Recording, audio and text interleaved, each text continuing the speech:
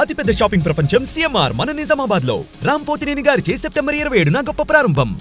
నమస్తే, నేను Keshav. Welcome to Suman TV. Tirumala Tirupati దేవస్థానానికి సంబంధించి ప్రక్షాళన ప్రక్రియ విషయంలో రాష్ట్ర ప్రభుత్వం ఒక కన్క్లూజన్కి వచ్చేసిందా? టీటీడీ పాలక మండలి ఏర్పాటు విషయంలో క్లారిటీ తీసుకున్నట్టుగా రాష్ట్ర ప్రభుత్వంలో ఉన్నటువంటి కీలక వ్యక్తులే చెబుతున్నారు. ముఖ్యంగా దేవాదాయ శాఖ మంత్రి గవర్నమెంట్ ఇప్పటికే ఫైనల్ డెసిషన్లో ఉంది, అనౌన్స్మెంట్ ఒకటే పెండింగ్ అనేటువంటి మాట చెప్పారు. టీటీడీ చుట్టూ వివాదాలు ముసురుతున్నటువంటి తరుణంలో ఎవరిని ఎంపిక చేసే అవకాశం ఉంది, ఎప్పుడు ఈ ప్రకటన వచ్చేటువంటి ఛాన్సెస్ ఉన్నాయి? ఈ అంశంపైన విశ్లేషణ చూద్దాం. మనతో పాటు చంద్ర శ్రీనివాస్ గారు, పొలిటికల్ అనలిస్ట్. చంద్ర శ్రీనివాస్ గారు నమస్కారం. నమస్కారం అండి. టీటీడీ విషయంలో ఇప్పటికే దేశవ్యాప్తంగా చర్చ జరుగుతుంది, ప్రపంచం మొత్తం ఆసక్తిగా చూస్తుంది. కొత్త ప్రభుత్వం ఎవరిని బాధ్యులుగా నియమించబోతుంది, దాన్ని బట్టి దాని పవిత్రత పైన కూడా చర్చ జరగడానికి ఆస్కారం ఉంది అని అంటున్నారు.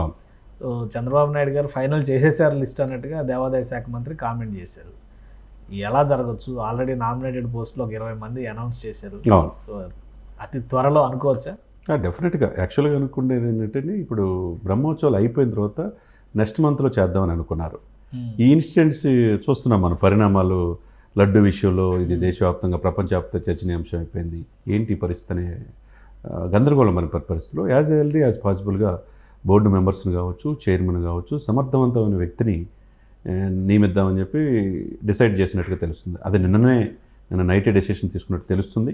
మనకున్న సమాచారం ప్రకారం ఏంటంటే, ఒక ఛానల్ అధినేత చాలా రేసులో ముందు వరుసలో ఉన్నారు మొన్నటిదాకా.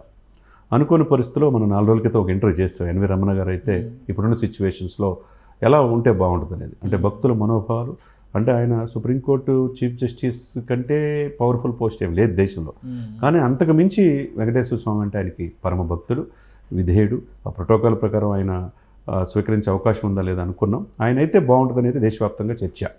అందులో ముఖ్యంగా హిందువుల్లో కావచ్చు, తెలుగు ప్రజల్లో కావచ్చు, ఆయనకున్న కెపాసిటీ అన్ని క్రైటీరియా తీసుకోవాలా.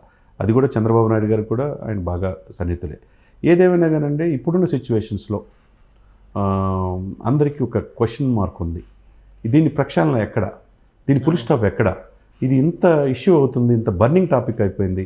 సమర్థవంతమైన వ్యక్తి నియమిస్తేనే, హిందూ సనాతన సంప్రదాయాన్ని గౌరవించే వ్యక్తే ఆ సీట్లో ఉంటేనే కరెక్ట్ అనేది అందరూ అనుకున్నారు. ఈ పవన్ కళ్యాణ్ గారు, చంద్రబాబు నాయుడు గారు ఫైనల్ డిస్కషన్లో ఇమ్మీడియట్గా బోర్డు వేసి, బోర్డు మెంబర్స్ని సమర్థవంతమైన హిందూ మనోభావాలు గౌరవించే వాళ్ళు ఉండాలి, చైర్మన్ దాంట్లో పర్ఫెక్ట్గా ఉంటేనే బాగుంటుంది అనేది ఫైనల్ డెసిషన్ అయినట్టుగా తెలుస్తుంది. ఎందుకంటే ఎన్వి రమణ ఈ పర్సన్ పర్ఫెక్ట్ సూటబుల్ పర్సన్.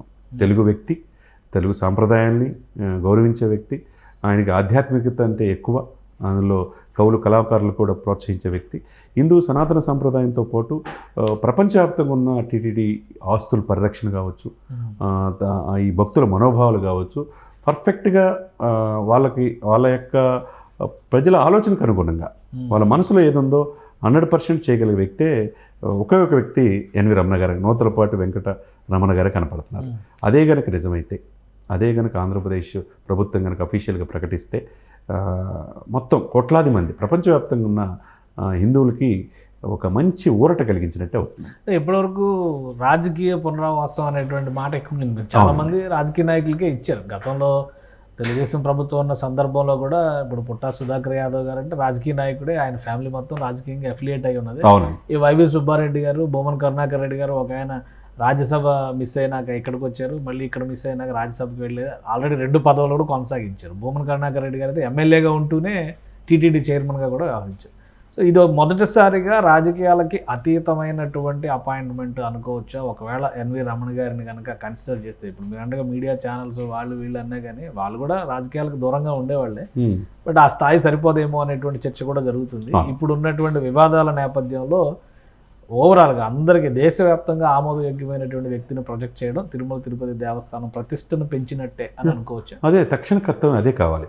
ఎందుకంటే మీరు చెప్పిన వాళ్ళే కాకుండా అంతకుముందు చేసిన ఈయన కనుమూరు బాపిరాజు గారు కావచ్చు, ఆయన ఎంపీ 2గా ఆదికేశ్వర నాయుడు గారు కావచ్చు, పప్పల చలపతిరావు గారు కావచ్చు, వీళ్ళందరూ కూడా రాజకీయాల నుంచి వచ్చిన వాళ్ళే. కానీ ఇంత వివాదాలు ఎప్పుడు లేదు. గత 5 సంవత్సరాలు ఈ పరిణామాలు, వివాదాలు సంస్కృతి సంప్రదాయాల మీద, హిందువుల మనోభావాల మీద ఇంత ఇదిగా గాయపడలే ఇప్పుడు.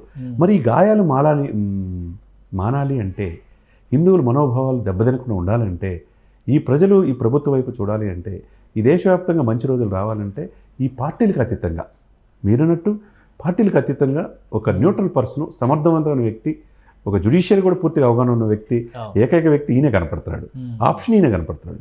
ఈయన కనుక జరిగితే డెఫినెట్గా 100% మనోభావాలు దేశం మోదీ గారు చాలా మంది ఆశలు పెట్టుకున్నారు. మీడియా పర్సన్సే కాకుండా అవును, పొలిటీషియన్స్ కూడా చాలా మంది అనుకున్నారు. రఘురామకృష్ణరాజు గారి పేరు వచ్చింది, అశోక్ గజపతిరాజు గారి పేరు వచ్చింది, నాగబాబు గారి పేరు కూడా వచ్చింది, మురళీమోహన్ గారి పేరు ఇచ్చారు. ఇట్లా చాలా మంది పేర్లు వచ్చినాయి. సో రాజకీయాలకి అతీతంగా నిర్ణయం తీసుకునే సాహసం ఇప్పుడు ప్రభుత్వం చేయాలి. ఇప్పుడు అది పవన్ కళ్యాణ్ గారు, చంద్రబాబు నాయుడు గారు గనక ఇదే గనక చేస్తే, రాజకీయాలు అతీతంగా మంచి వ్యక్తికి కనుక ఈ పోస్ట్ ఇస్తే, ఇప్పుడు ఎన్వి రమణ గారు లాంటి వ్యక్తులు కనుక ఇస్తే కనుక డెఫినెట్గా దేశవ్యాప్తంగా ఉన్న ప్రజలు ఇది ఆహ్వానిస్తారనమాట. రైట్. థ్యాంక్ యూ శ్రీనివాస్ గారు. ఇది ఆంధ్రప్రదేశ్లో ముఖ్యంగా తిరుపతి దేవస్థానంలో రాజుకున్నటువంటి వివాదాలను పరిష్కరించాలంటే కొత్త పాలక మండలి అందరికీ ఆమోదయోగ్యమైనదై ఉండాలి. అలానే ఒక మచ్చలేని వ్యక్తిత్వం కలిగినటువంటి వ్యక్తిని చైర్మన్గా నియమిస్తే ప్రతిష్ట మరింత పెరుగుతుంది అనేటువంటి ఆలోచనతో ప్రభుత్వం ఉంది. ఫైనల్ లిస్ట్లో ఎన్వి రమణ గారి పేరు ఎక్కువగా వినిపిస్తుంది అనేది సమాచారం.